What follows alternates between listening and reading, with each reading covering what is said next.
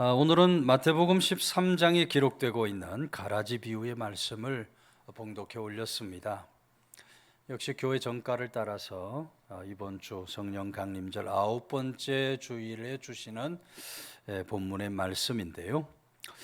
특별히 같이 읽은 본문 29절 말씀을 보면 주인이 이르되 가만두라, 가라지를 뽑다가 곡식까지 뽑을까 염려가 된다 하는 장면의 말씀을 보게 됩니다. 이 가라지의 비유를 통해서 우리 주님께서 주시고자 하는 그 메시지가 어디 있는가, 이 말씀을 통해서 우리가 바라볼 수 있게 되는데요.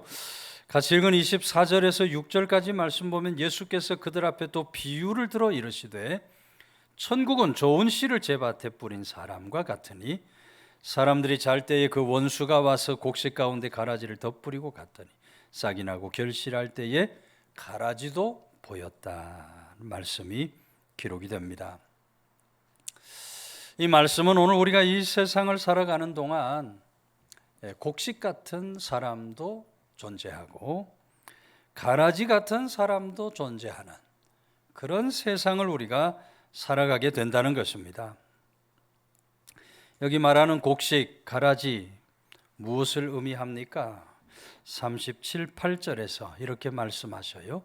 대답하여 이르시되 좋은 씨를 뿌리는 이는 인자요, 밭은 세상이요, 좋은 씨는 천국의 아들들이요, 가라지는 악한 자의 아들들이요 라고 기록을 하고 있습니다. 예수님 뿌린 씨는 좋은 씨, 곡식을 뿌렸고, 가라지는 마귀 사탄이 뿌린 나쁜 씨다고 말씀을 하셔요. 예수님께서 천국의 아들들을 통해서 일하시는 것과 같이 이 마귀 사탄도 자기에게 속한 자들을 통해서 하나님을 대적하는 그런 일들을 자행한다는 것입니다. 그 마귀 사탄과의 싸움이 이 세상 끝날까지 계속될 것이고, 이 곡식과 가라지도 역시 세상 끝날까지 함께 섞여 살아가게 될 것이다. 27, 8절 말씀을 보면 집주인의 종들이 와서 말하되 주여 밭에 좋은 씨를 뿌리지 아니하였나이까? 그런데 가라지가 어디서 생겼나이까? 주인이 이르되 원수가 이렇게 하였구나. 종들이 말하되 그러면 우리가 가서 그것을 뽑아 버리기를 원하십니까? 하고 묻지요. 주인은 그대로 두어라 하고 말씀을 하셨고, 오늘 39절의 말씀에서 우리 주님께서는 이 부분을 해석하실 때 가라지를 뿌린 원수는 마귀요, 추수 때는 세상 끝이요, 추수권은 천사들이다 하고 설명을 해 주십니다. 여기 마귀요 하는 말씀은, 마귀는 사탄이나 귀신 모두 다 같은 의미로 존재하는 그런 존재들입니다. 여기서 주님께서 말씀하시고자 하는 그 말씀의 핵심은 이 세상의 악이나 마귀 사탄이 어디서 어떻게 무엇 때문에 생겼는가, 그것을 말하려고 하는 것이 아닙니다. 오늘 우리 주님은 이 세상을 살아가는 동안 오늘 하나님의 사람들을 괴롭히는 악의 세력이 분명히 존재한다 하는 사실을 말씀하고 있는 거예요.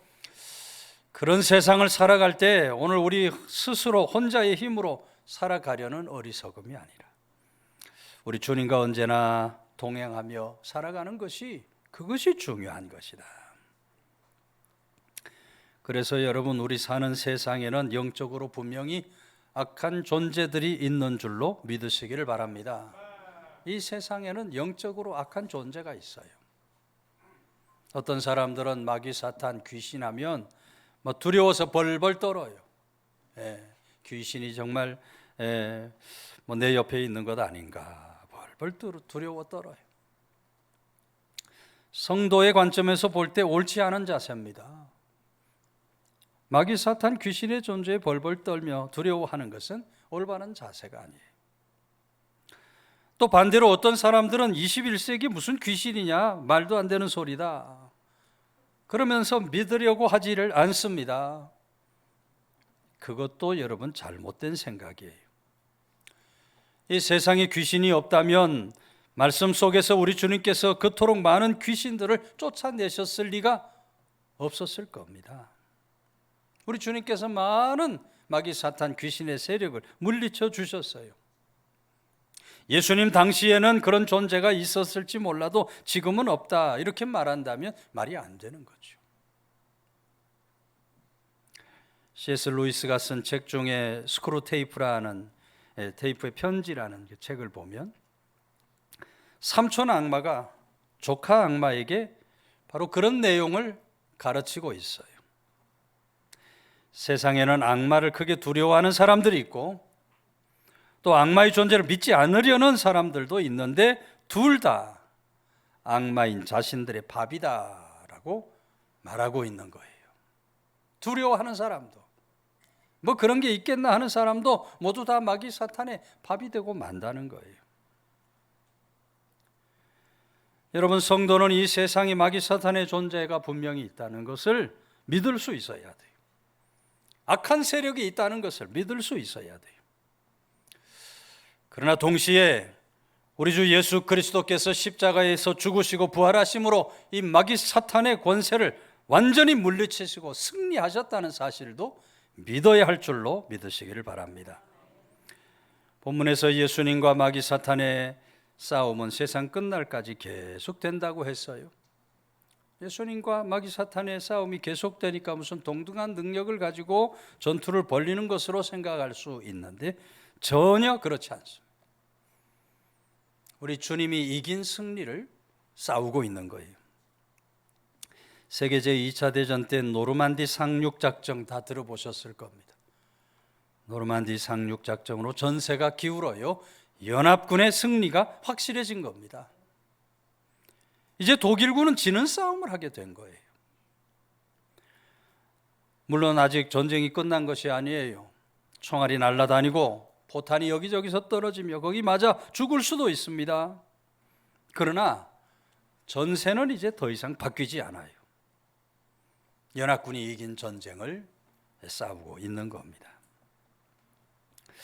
여러분, 그 세계 제2차 대전의 전쟁과 영적 전쟁이 다르지 않아요. 예수님께서 이 땅에 오셔서 십자가에서 죽으시고 부활하심으로 우리들에게 승리를 주셨고 우리가 승리한다고 하는 사실은 너무나 확실한 사실이에요. 다만 이 영적 전쟁이 완전히 끝난 것이 아니라는 거예요. 지금 마귀 사탄은 결국 지는 싸움을 싸우고 있는 것입니다. 오늘 우리들 믿음의 사람들은 그러므로 완전한 승리를 바라보면서 끝까지 잘 참고 견디며 인내하며 살아가야 할 줄로 믿으시기를 바랍니다. 요즘 새벽 예배에서 새벽 제단에서 사도신경을 읽고 있어요. 신약성서 통도하며 사도신경 읽고 있는데 사도행전에 보면 악인들 저들의 삶과 결과에 대한 말씀들이 기록되어 있는 것을 봅니다. 사도행전 5장에는 아나니아와 삽비라 부부 이야기가 나오죠. 당시에 성도들 가운데 어떤 이들이 자신의 재산을 다 팔아가지고 사도들 발 앞에다가 둡니다. 바나바가 대표적인 예죠. 바나바를 본받아 많은 성도들이 자기 재산을 다 팔아서 사도들의 발 앞에 두면 사도들이 당시에 어려운 이웃들, 어려운 성도들을 이렇게 살펴서 그 재산으로 구제하고 선행을 베푸는 일에 사용을 하는 거예요. 근데 이 아나니아와 삽비라 부부가 겉으로는 하나님 앞에 자신들의 모든 재산을 다 팔아서 하나님 앞에 바친 것처럼 했지만 실제로는 재산 일부를 숨겨두고 다 바친 것처럼 했어요. 어떻게 됩니까, 여러분? 베드로 사도가 저들의 그런 거짓말을 지적하니까 이 악한 거짓말로 인하여 아나니아와 삽비라가 한날 한시에 하나님의 심판을 받아 그 혼이 떠나가는 죽음을 맞게 되는 거예요. 사도행전 12장에는 헤롯 왕이 급사하는 장면 이야기가 나옵니다. 헤롯이 자기에게 화친을 청하기 위해서 몰려온 두로와 시돈 사람들 앞에서 왕복을 입고 연설을 해요. 헤롯 왕의 점수를 따야 식량을 얻어갈 수 있겠거니 생각한 이 두로와 시돈 사람들이 헤롯 왕의 말을 듣고 이는 신의 소리요 사람의 소리가 아니다 그 얘기를 해요. 정말 아주 극단적인 아부를 한 거죠. 헤롯이 어떡합니까? 그 말을 듣고 하나님께 영광을 돌리지 아니하므로 하나님께서 그를 치시니 벌레에게 먹혀 죽음을 당했다. 여러분이 사도행전의 얘기가 우리에게 무엇을 말해주고 있습니까? 우리가 가라지를 제거하려고 할 필요가 없다는 것입니다. 하나님의 심판의 날까지 성도는 그저 기다리고 참고 인내하면서 살아가면 되는 거예요. 내가 가라지를 뽑으려고 애쓸 필요가 없어요.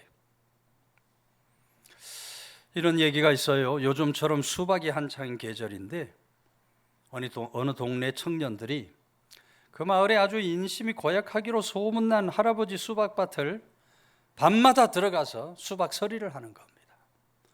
요즘은 뭐 서리 하는 사람 없습니다만 옛날에 먹을 것이 없으니까 수박 서리를 한 거예요. 아무리 청년들에게 경고를 하고 야단을 쳐도 소용이 없어요. 청년들 아랑곳하지 않고 매일 밤 수박 서리를 해요.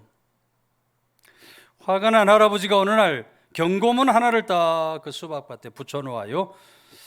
이 수박 중 한 통에는 농약이 주사되어 있다. 주인 100 하고 써놨어요. 그러니까 수박이 없어져요, 안 없어져요? 그날부터 수박이 안 없어져요. 청년들이 서리하는 발길이 뚝 끊겨요. 근데 일주일쯤 지났는데 또 다른 경고문 하나가 수박밭에 떡 붙여져요. 이 수박밭 또 다른 한 통의 농약을 주사했음 동네 청년 씀. 동네 청년이 이제 수박에 농약을 주사했다는 거예요. 여러분 그 후로 청년들 한 통의 수박도 서리할 수 없게 됐고 인신 고약한 할아버지도 그 좋은 수박 한 통도 먹지 못하고 팔지도 못했다. 여러분 우리가 가라지를 제거하려고 하면 안 된다는 것입니다. 우리가 가라지를 제거하려고 하면 안 돼요. 우리는 결국 우리 주님이 주신 승리를 누리게 될 사람인 줄로 믿으시기를 바랍니다. 하나님의 때에 온전한 승리를 바라보면서 끝까지 잘 참고 견디고 인내하면서 주신 믿음 세상을 살아갈 수 있는 성도들 다 되시기를 주의 이름으로 축원해 드립니다. 30절 말씀은 둘 다 추수 때까지 함께 자라나게 두라. 추수 때 내가 추수꾼에게 말하기를 가라지는 먼저 거두어 불사르그의 단으로 묶고 곡식은 모아 내 곡간에 넣으라 하리라 했어요. 여기 가라지라는 말이 나오는데 가라지는 농사지어 보신 분들 다 아시겠습니다만 그 모양이 알곡과 아주 흡사하게 생겨서 구별해내는 것이 굉장히 어렵습니다. 자라고 있는 중간에 가라지 곡식 그 모양이 너무 비슷한 거예요. 근데 싹이 나고 이삭이 나고 결실할 때가 되면 곡식과 가라지 모양이 아주 분명하게 차이가 납니다. 이게 곡식이고 이게 가라지구나 하는 것을 금방 알게 돼요. 그러면 그때 그 가라지를 뽑아버리면 되지 않겠느냐 할 수 있겠지만 문제는 곡식과 가라지 뿌리들이 땅 속에 서로 복잡하게 엉켜 있기 때문에 가라지를 잘못 뽑으면 곡식까지 뽑히는 일이 생기는 겁니다. 그런 이유로 주인이 종들에게 가라지를 뽑지 말라 이렇게 명령을 내린 거예요. 40절 이하의 말씀을 보면 그런즉 가라지를 거두어 불에 사르는 것 같이 세상 끝에도 그러하리. 인자가 그 전사들을 보내리니 그들이 그 나라에서 모든 넘어지게 하는 것과 또 불법을 행하는 자들을 거두어내 풀못불에 던져 넣으리니 거기서 울며 이를 갈게 될 것이다 고 말합니다. 우리 주님 그때까지 그냥 둬라 말씀하시는 거예요. 물론 이 말씀은 악의 세력에 대해서 소극적으로 대하라는 말씀이 아닙니다. 그런 불이 악을 보아도 신경 쓰지 말고 너 하는 일에만 충실해라 무관심하게 살라, 그런 말씀이 아니에요. 주님께서 이렇게 말씀하시는 그 중요한 이유는 오늘 종들이 가라지를 뽑아낼 능력이 없다는 것입니다. 그러니까 그냥 두라고 말씀하고 있는 거예요. 인간의 한계에 대해서 우리 주님께서 말씀하고 있는 거예요. 여러분, 오늘 우리들은 선과 악을 완벽하게 구별해낼 능력이 없습니다. 능력이 없어요. 나한테는 이게 좋은데 다른 사람한테 나쁠 수 있죠. 나한테는 굉장히 유익이 되는데 다른 사람에게는 해가 되는 일들이 있을 수 있어요. 그 반대도 마찬가지입니다. 나에게는 좋지 못한데 남에게 유익이 되는 일들도 얼마든지 있는 거예요. 이 세상에 언제나 검은 것과 흰 것이 존재하게 되어 있어요. 예를 들어서 여러분 중에 전기차 타고 다니시는 분들 아마 계실 거라고 생각이 되는데, 전기차의 장점이 뭡니까? 전기차의 장점은 친환경이라는 거예요. 에너지도 물론 절약이지만 친환경, 공해가 발생 안 된다. 그런데 여러분, 전기차 자체는 친환경일 수 있는데 전기차를 가게 하는 배터리를 만드는데 굉장히 많은 오염이, 환경 오염이 발생한다고 이야기를 해요. 굉장한 아이러니가 아닐 수 없어요. 이것은 좋은데 또 다른 것은 안 좋은 그런 일들이 일어나는 거예요. 예전에 파리 루브르 박물관 모나리자 그림에다가 2명의 여성 환경 운동가가 스프를 갖다가 막 뿌리면서 이 예술이 중요하냐 식량이 중요하냐 항의를 했던 적이 있어요. 이따 이 그림이 중요한 것이 아니라는 겁니다. 사람들에게 식량, 먹을 것을 주어야 누구든지 잘 먹고 살 수 있는 그런 세상 만드는 것이 중요하지 않느냐는 거예요. 이 환경운동가들의 입장에서는 그것이 굉장히 중요한 일이었던 거예요. 온통 세상 사람들 예순풀에만 관심을 가지고 살아가고 저렇게 굶어 죽어가는 사람들에게는 아예 관심이 없으니 그런 세상과 사람들을 개탄하면서 관심을 끌려고 그런 저항을 했던 겁니다. 그런데 그렇다고 해서 여러분, 그런 행동을 하는 것은 인류 문화유산을 훼손시키는 그런 큰 악이 되는 거죠. 잘못이 되는 거예요. 세상의 모든 것에는 명도 있고 암도 있게 되어 있어요. 다행히 모나리자는 훼손되지 않았습니다. 왜 그래요? 모나리자 그림 앞에는 방탄유리를 딱 해놨기 때문에 뭐 총으로 쏴도 절대 망가지지 않아요. 그 수 부풀려봐야 방탄유리 조금 더러워지지 그림은 절대로 훼손이 되지 않습니다. 나름대로는 불합리한 것을 해결하려고 했지만 동시에 많은 사람들의 마음을 아프게 하고 속상하게 만드는 그런 일이 되고 말았다. 이 세상에 여러분, 악한 일들이 얼마나 많이 일어나는지 몰라요. 악한 일들이 얼마나 많이 일어나는지 몰라요. 9.11 사건이 터졌을 때 여러분 어떠했습니까? 저도 9.11 테러를 바라보면서 세상에 어떻게 저런 일이 일어날 수가 있나. 그 영화에서나 일어나는 일 아닙니까? 영화에서나 일어날 수 있는 그런 일인데 이 테러리스트들이 비행기를 가지고 쌍둥이 빌딩을 그렇게 차례로 폭파시키는 장면을 바라볼 때 속에서 막 분노가 일어나요. 어떻게 저럴 수 있나? 그런 테러리스트를 보면서 가라지를 뽑아버리고자 하는 욕구가 다 일어나는 거예요. 그런데 여러분, 악한 자들만 그런 일을 저지르느냐? 그렇지 않은 경우도 많이 있다 이 말이에요. 오래전에 플로리다 펜사솔카라고 콜라라는 곳에 낙태 클리닉을 폭파시키는 그런 사건이 일어났습니다. 그런데 이 낙태 클리닉을 누가 폭파시켰느냐? 4명의 독실한 크리스찬들, 하나님을 정말 신실하게 믿는 크리스찬들에 의해서 그런 일이 자행이 됐어요.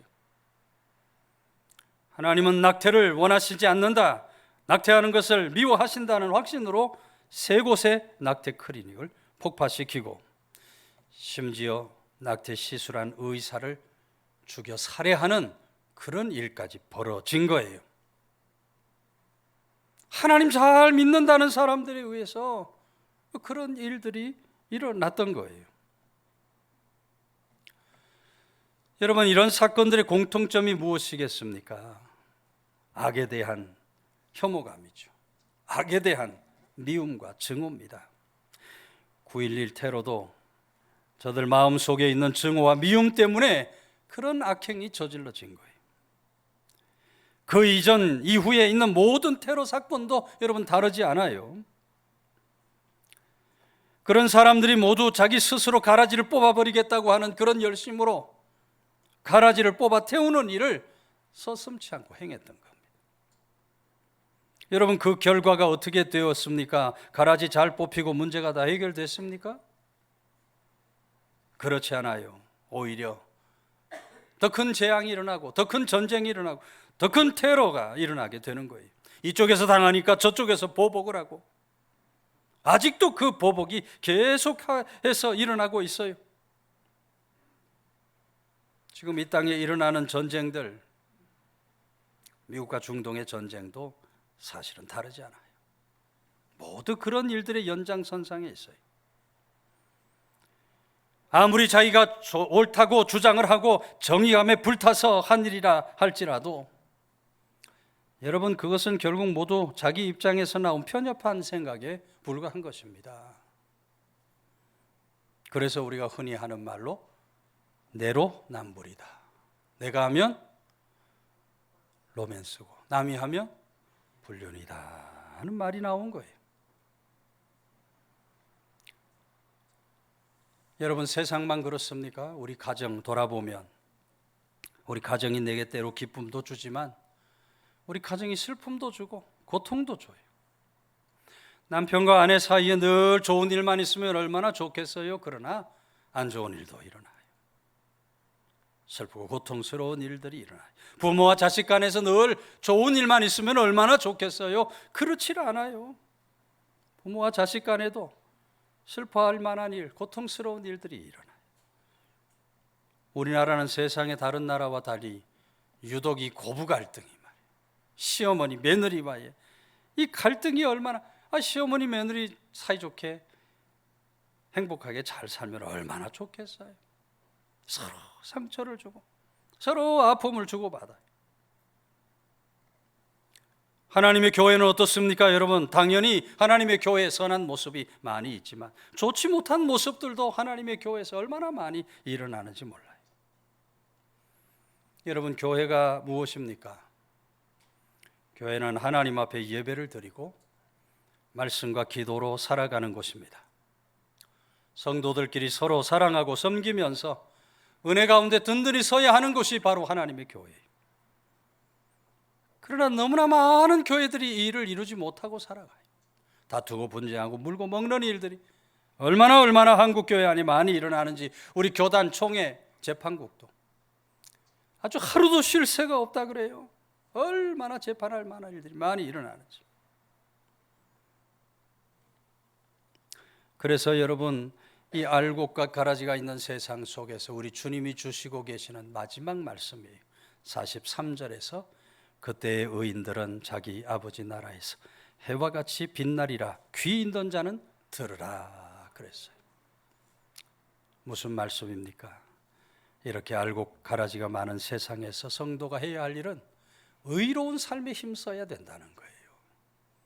우리가 해야 할 일은 의로운 삶에 힘쓰는 삶이에요. 늘 주님과 동행하면서 주님의 말씀에 순종하는 삶을 살아가야 돼요. 언제나 그 나라와 의를 더 소중히 여기고 구하면서 살아가는 믿음의 사람들. 오늘 우리 주님께서는 그런 사람이 하나님의 나라에서 해와 같이 빛나게 될 것이다.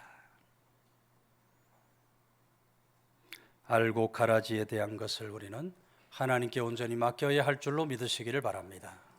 하나님께 맡기고 우리는 오직 하나님 보시기에 의로운 삶에 힘쓰면서 살아가는 사람, 더 예배드리는 일에 힘쓰고 모이는 일에 힘쓰고 말씀과 기도에 힘쓰고 서로 사랑하기에 힘쓰면서 우리 모두 알곡의 성도로서 의로운 삶을 살아가는 모두가 다 되시기를 주의 이름으로 축원해 드립니다.